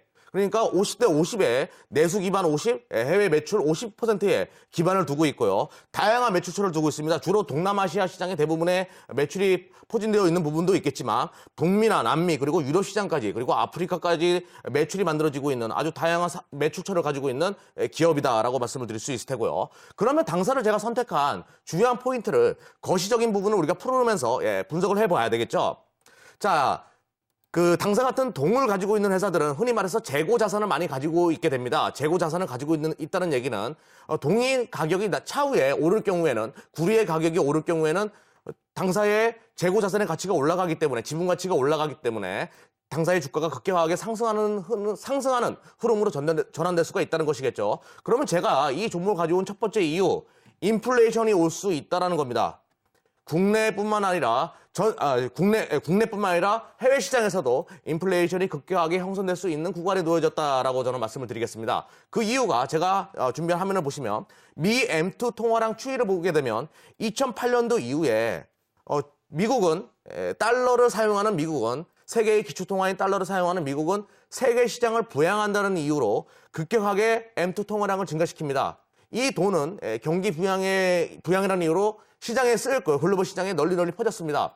그 부분이 현재는 경기가 그동안에 침체되었기 때문에 인플레이션이 아직까지 눈에 급격하게 나타나진 않았지만 이것이 언젠가 우리의 목을 조를 것이라고 저는 바라보고 있습니다. 조만간 2014년도 하반기 때부터 인플레이션이 급격하게 형성될 수 있기 때문에 재고자산이 많은 비철 금속 회사나 그런 회사들이 자산 가치가 높은 회사들의 주가가 급격하게 상승할 수가 있겠다라고 말씀을 드릴 수 있을 테고요. 그 부분을 이제 M2 통화량 말고도 달러 인덱스가 서서히 꺾이고 있는 그 부분을 통해서도 우리가 볼 수가 있겠죠. 시장에 달러가 급격하게 증가하다 보니까 당연히 달러 가치가 발에 차이는 것이 미 달러입니다. 그러다 보니까 달러 가치가 떨어질 수밖에 없겠죠. 그 이유에 의해서 그 사유에 의해서 기초통화인 달러 가치가 떨어진다는 얘기는 원자재 가격이 급등할 수밖에 없는 구조를 가져올 것이다 라고 바라보고 있습니다. 이 부분은 저뿐만 아니라 수많은 마크 파버와 같은 수많은 비관론자들도 인플레이션이 전 세계 시장에 목을 졸라오는 구간이 언젠가는 나타날 것이다 라는 말을 하니까 우리가 중장기적이라도 단연코 이 종목을 바라봐야 되겠다라고 말씀을 드릴 수 있겠습니다. 그러면 당사가의 주가 흐름과 비슷한 모습을 보이는 동가격, 흔히 말해서 구리 가격은 지금까지 어떠한 모습을 보여왔는지 2년치의 흐름을 보면서 살펴보도록 하겠습니다.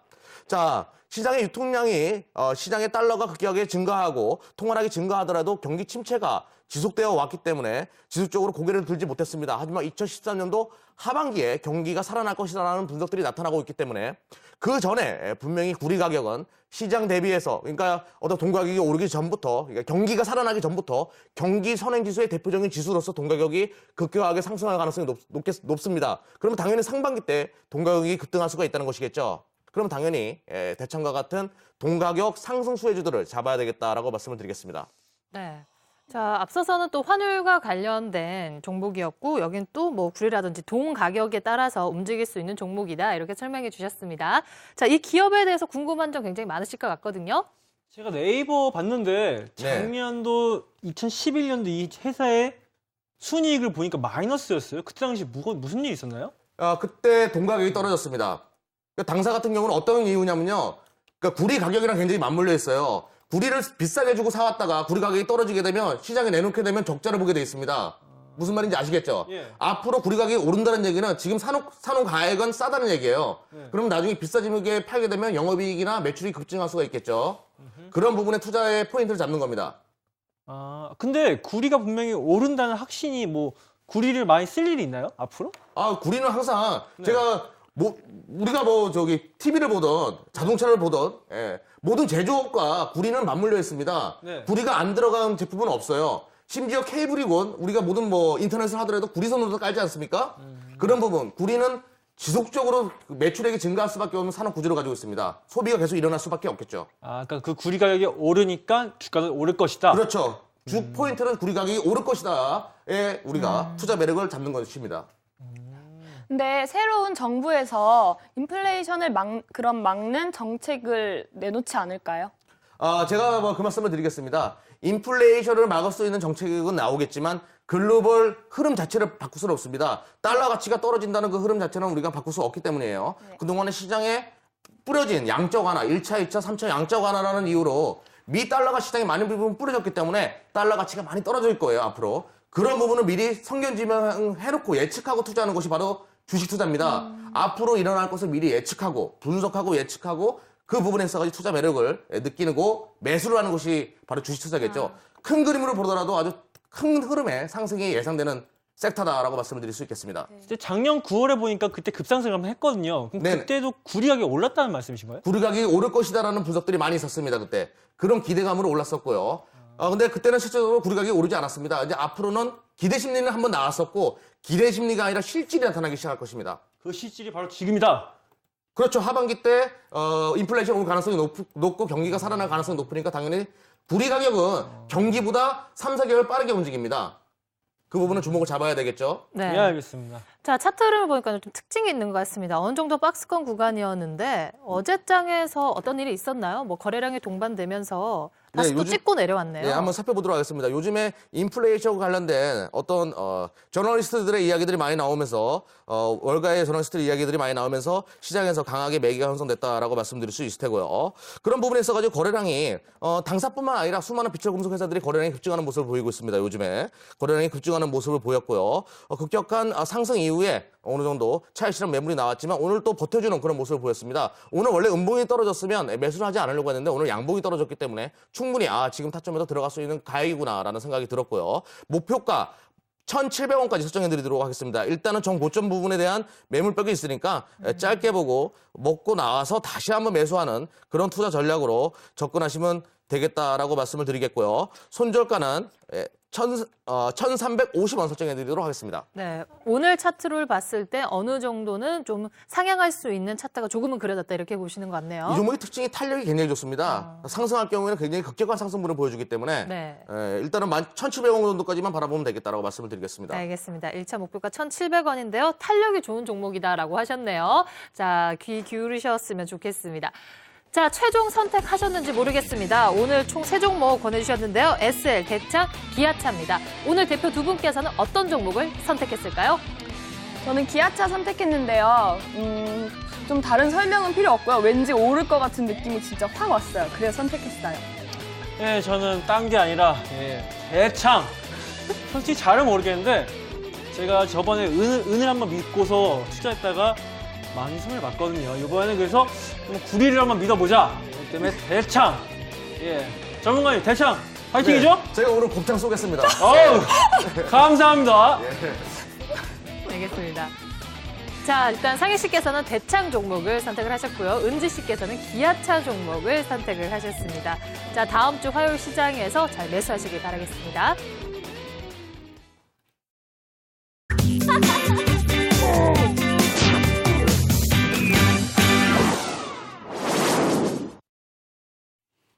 네, 포트폴리오 현황 또 살펴드리도록 하겠습니다. 은지 씨와 상익 씨께서는 지금 어떤 현황인지 화면으로 만나보실게요. 은지 씨의 포트폴리오입니다. 총 8종목으로 구성되어 있는데요. 어제 선택한 코덱스 레버리지 오늘 또 종가에 편입하라고 하셨는데요. 다음 주 화요일장 12,240원에 편입하겠습니다. 그리고 현재는 19%대로 CJ CGV가 가장 고수익 구간입니다.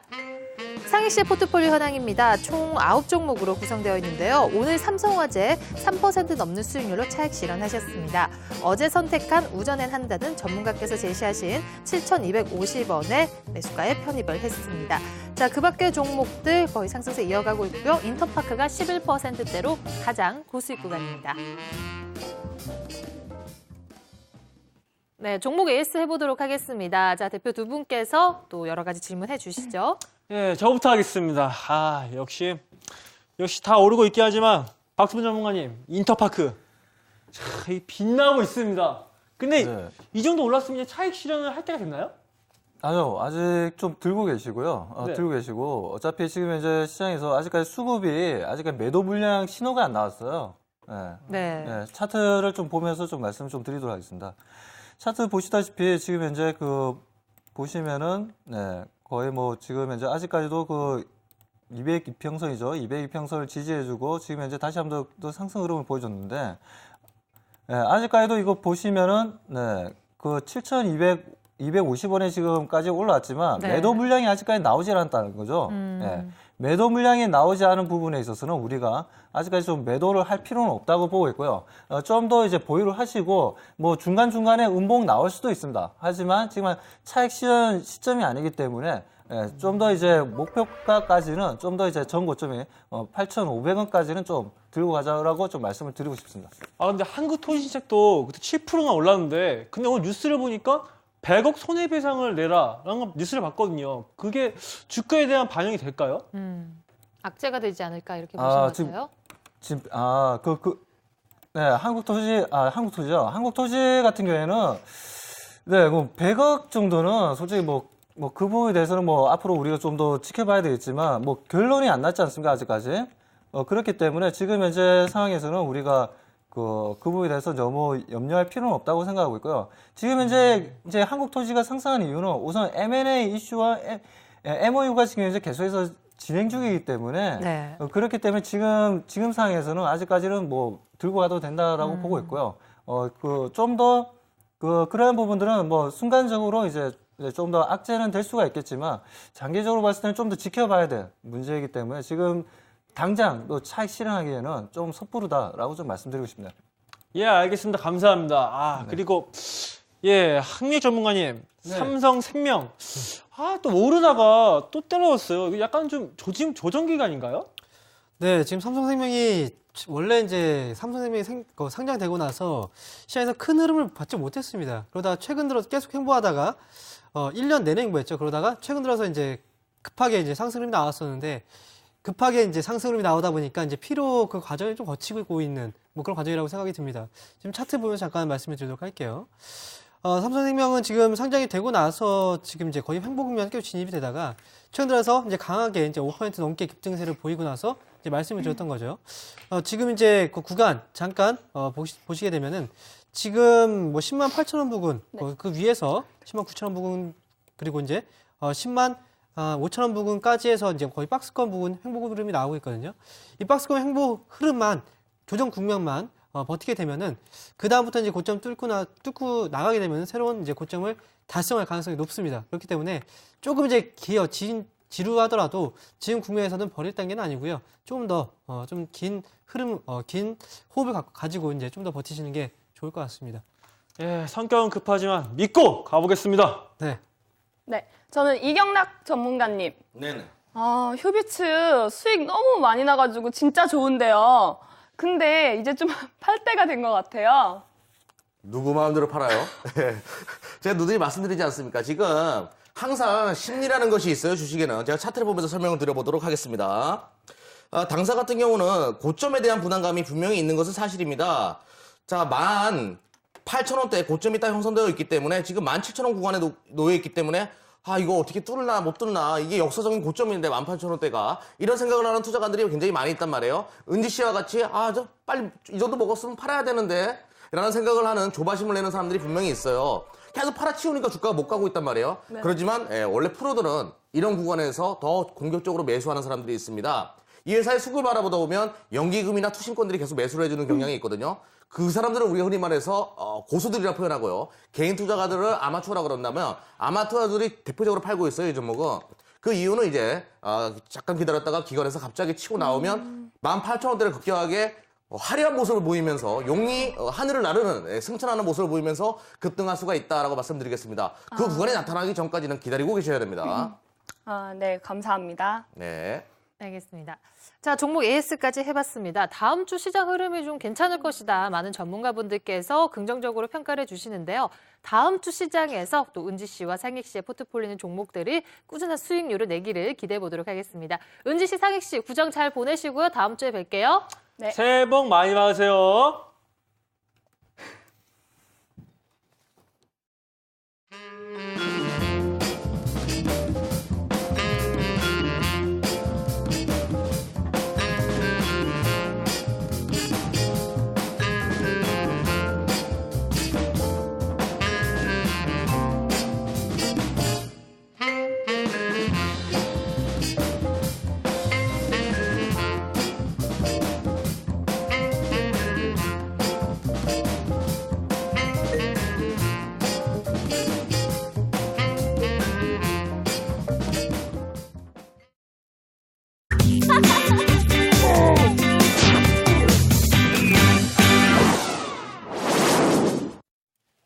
네, 이슈 토크 오늘은 이경락 전문가께서 준비하셨습니다. 어떤 내용인가요?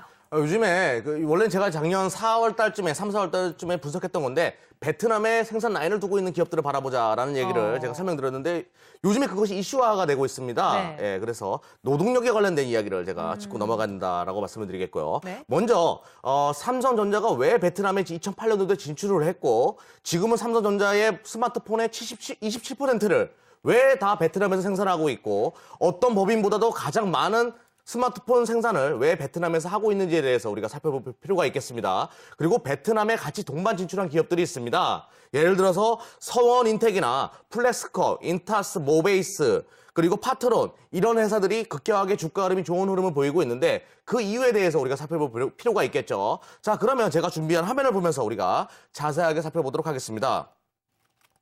자, 가장 중요한 포인트는 위안화겠죠. 위안화가 절상되다 보니까 중국은 세계 시장의 공장이었습니다. 세계 시장 공장의 노동자들의 인건비가 올라가게 되죠. 그 부분에 기인해서 그러면 중국도 더 이상 저렴한 인건비를 만들어낼 수 없는 국가구나. 그러면 도대체 어떤 국가가 이 부분에 대해서 해지를 할 수 있냐, 생산 라인을 두게 되면 해지를 할 수 있냐를 분석을 해봤더니 위안화는 이렇게까지 가파르게 상승하고 있고 바로 옆에 베트남 같은 경우는 사회주의 국가인데 이 회사는 고정환율을 채택하고 있단 말이에요. 이 회사의 환율 변동성은 급격하게 변화하지 않는다는 것을 느끼기 시작했습니다. 삼성전자뿐만 아니라 우리나라 기업들이. 그래서 베트남에다가 생산 라인을 두고 있는 기업들의 영업이익률과 매출액이 좋아질 수밖에 없는 구조를 가지고 있는 것이고요. 그래서 지금 제가 말씀드렸던 그 기업들, 뭐 서원인텍이나 인탑스, 플렉스컴, 자화전자, 태양기저, EM텍, 파트론과 같은 기업들은 이미 진출해 있고 영업률이 굉장히 좋아지는 모습을 보여줬고 영업률이 좋아질 수밖에 없는 것은 바로 삼성전자 옆에 붙어가지고 생산을 하고 있기 때문에 그런 부분도 있을 테고 노동비가 싸기 때문에 왜 베트남은 고정환율을 채택했기 때문에 인건비에 대한 부담감이 없고 환해지를 자연스럽게 막을 수 있는 구조를 가지고 있기 때문에 이런 현상들을 만들더라 라는 것이겠죠. 그래서 그와 함께 우리가 또 바라볼 베트남의 공장에 진출해 있는 또 다른 기업들, IT 말고 또 다른 기업을 살펴본다 그러면 금호타이어나 라겐나과 같은 기업들 그리고 CJ CGV는 뭐 소비 쪽으로 넘어갔지만 이런 기업들도 우리가 눈여겨볼 만하다. 베트남의 저렴한 노동 생산성을 활용할 국가들, 기업들 살펴볼 필요가 있겠다라고 말씀드리겠습니다. 그럼 여기서만 국한되는 것이 아니라 사회주의 국가에 관련돼서 제가 설명을 드리지 않았습니까? 그런데 우리랑 참 가까운 국가 중에 하나가 사회주의 체제를 구상해 놓은 데가 있어요. 어느 국가인지 알고 계시죠? 네. 예, 바로 북한 아니겠습니까? 북한하면 또 개성공단이 떠오르겠고, 그러면 개성공단에는 어떤 기업들이 진출해서 저렴한 노동 생산성을 활용하고 있는지를 살펴볼 필요가 있겠죠. 궁금한데요. 자, 뭐 대표적으로 로만선이라는 기업이 있습니다. 로만선. 그리고 그 옆에 바로 위치해 있네요. 에버다임이라는 기업이 또 위치해 있고요. 대덕전자, 너무나 잘 알려져 있는 대덕전자도 개성공단에 저렴한 인건비를 사용하고 있는 기업이었구나라는 걸 우리 느끼기 시작합니다. 그리고 자화전자. 자화전자는 베트남에도 있고 개성공단에도 있네요. 예, 굉장히 노동비를 굉장히 아끼는 구사를 잘 해놨다라고 말씀드릴 수 있을 테고요. 자, 자동차 회사 중에 인지 컨트롤스라는 회사가 있습니다. 예, 이 회사도 눈여겨볼 만하다라고 말씀드릴 수 있겠습니다. 그리고 제가 항상 자주 가지고 나오는 신원이라는 회사도 개성공단에 진출해서 저렴한 노동 생산성을 사용하고 있는 타 업체 대비해서 영업이익이 좋아질 수밖에 없는 그런 회사다라고 말씀을 드릴 수가 있겠습니다. 자, 제가 말씀을 드리려고 하는 주요한 포인트는 제조업이 지금 저성장 국면에 대부분 접어들었습니다. 하지만 영업이익률, 그러니까 노동 생산비를 최대한 저렴하게 해가지고 영업이익률을 극대화하려고 하는 이 노력을 하고 있는 기업들 주목할 필요가 있습니다. 타 업체 대비해서 저성장 국면에서 영업이익률이 좋아질 수밖에 없고 가격 경쟁력을 이길 수밖에 없는 구조로 가져올 것이라는 것입니다. 주목을 하셔야 됩니다. 이런 기업들. 네. 자, 경쟁 사회에서 정말 어떤 10원, 1원이라도 아끼기 위해서 여러 가지를 모색을 하는데 이젠 중국 쪽에서 베트남 쪽으로 옮겨간다. 그렇죠. 이런 분위기를 잘 타야 될 것 같네요. 네. 거기에 또 부합하는 기업들을 또 화면을 통해서 쭉 또 살펴주셨는데요. 네. 이러한 부분도 또 영업이익률과 굉장히 관련이 있다고 하네요. 잘 참고를 하셨으면 좋겠습니다. 자, 오늘도 굉장히 좀 도움이 되고 또 흥미로웠던 내용이었던 것 같아요. 이경락 전문가님 오늘 정말 수고하셨습니다. 자, 또 박수범 전문가님과 이경락 전문가님 설 연휴 하루 전날인데도 무료 방송 있으시다고요? 네. 설 지나고 월요일 11일 날입니다. 월요일 저녁에 이제 9시부터 10시 사이에 할 건데요. 여러분들 지금 현재 제가 그동안 계속해서 중소형주들을 보고 스몰캡 종목들을 보자고 말씀드렸는데 중간중간에 이렇게 이제 대형주가 갈 수 있는 장에 있어서 우리가 그런 트렌드에 맞는 지금 현재 매매하는 방법에 대해서 제가 좀 말씀을 좀 드리도록 하겠습니다. 네, 저도 같은 시간입니다. 예, 누가 이렇게 스케줄 짰는지. 예. 9시나 10시, 월요일 9시나 10시에 대세 상승장에 관련된 준비를 하셔야 된다는 이야기로 어떤 섹터를 바라봐야 될지 못다한 이야기를 마무리하도록 하겠습니다. 네, 알겠습니다. 자, 월요일에 있는 거네요. 네. 여러분들 많은 접속 부탁드리겠습니다. 자, 오늘 세 분 전문가 정말 수고하셨습니다. 구정 때 기름진 거 너무 많이 드시지 마시고요. 다음 주 시장 또 좋게 긍정적으로 봐주셨기 때문에 좋은 수익률과 함께 다시 찾아뵙겠습니다. 안녕히 가세요. 네, 안투 위투 다음 주부터는요 4시 50분에 여러분들 찾아갑니다. 잘 메모해 두시고요. 자, 다음 주부터는 전문가들의 개인 포트폴리오가 함께하기 때문에 여러분들 놓치지 마시고 많은 관심 또 가져주시길 바라겠습니다. 구정 잘 보내시고요. 다음 주 화요일 4시 50분에 다시 찾아뵙겠습니다. 고맙습니다.